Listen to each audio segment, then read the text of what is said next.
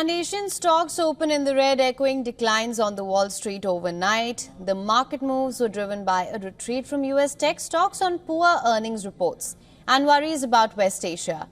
A benchmark region-wide index in Asia fell early on Friday, ahead of a key US jobs report scheduled for release later in the day.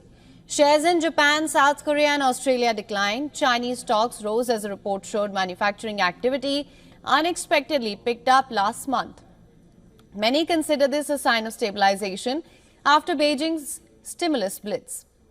Tech stocks were driven by declines elsewhere in Asia. This comes as the investors assess the impact of the US tech giant's poor performance on Asian suppliers. Chip makers lagged early in the day, with SK Hynix falling, the TSMC losing ground as Taiwanese markets reopened after a typhoon.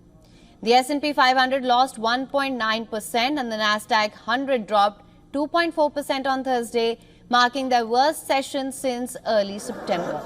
This reflects investor unease over the earnings of Microsoft and Meta platforms. Apple shares were slightly softer in the post-market trading after reporting weaker than anticipated sales in China. However, Amazon and Intel bucked the trend. Their stock rose on optimistic outlooks, supporting a small advance for US stock futures early on Friday.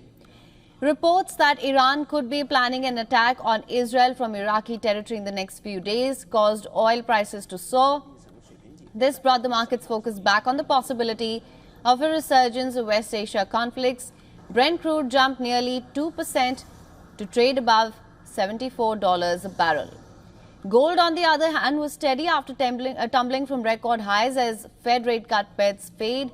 Bullion traded at about $2,745 an ounce and was on track to end this week little changed.